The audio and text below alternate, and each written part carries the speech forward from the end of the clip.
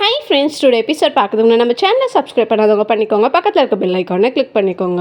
பொன்னி வந்து சொல்கிறாங்க, நான் எந்த தப்பும் பண்ணலைன்றதை நிரூபிச்சுட்டு இந்த இடத்த விட்டு போகிறேன் அப்படின்னு சொல்கிறாங்க. பொன்னி வந்து மாடியில் யோசிச்சுட்டு இருக்காங்க. அந்த பிளேஸ்க்கு சந்திரசேகரும் சண்முகமும் வராங்க. நீ எந்த தப்பும் பண்ணியிருக்க மாட்டேன்னு எங்களுக்கு தெரியுமா, ஆனால் நீ ப்ரூவ் பண்ணிட்டு இந்த வீட்டை விட்டு போவேன்னு சொல்கிறது ரொம்ப தப்புமான்னு சொல்கிறாங்க. இல்லை மாமா, நான் இந்த வீட்டில் இருக்கிறது யாருக்குமே பிடிக்கல, நான் இந்த வீட்டை விட்டு போகிறது தான் கரெக்டாக இருக்கும், நான் என் மேலே எந்த தப்போ இல்லைன்றதை நிரூபிச்சுட்டு நான் இங்கேருந்து போயிடுவேன்னு சொல்கிறாங்க. இதுக்கப்புறம் ஓ இஷ்டமா அப்படின்னு சொல்லிட்டு சந்திரசேகர் சொல்றாங்க.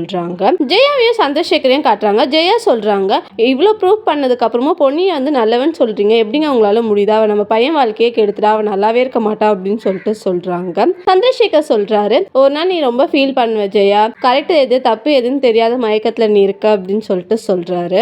சக்தி வந்து பொன்னிக்கிட்ட பேசுறதுக்காக வராங்க. பொன்னி வந்து எனக்கு உங்ககிட்ட பேச விருப்பம் இல்லைன்னு சொல்லிட்டு சொல்றாங்க. நீ எந்த தப்பும் பண்ணிருக்க மாட்டேன்றதுதான் பொன்னி நான் சொன்னேன், நீ அதை வேற மாதிரி புரிஞ்சுக்கிட்ட அப்படின்னு சொல்லிட்டு சொல்றாங்க. நீ எதுக்கு இந்த வீட்டை விட்டு போகணும், என்னோட அன்பும் பாசமும் உனக்கு புரியலையா அப்படின்னு சொல்லி கேக்குறாங்க. பேச வேண்டிய நேரத்துல நீங்க பேச இல்லையே சக்தி அப்படின்னு சொல்லிட்டு பொன்னி சொல்றாங்க.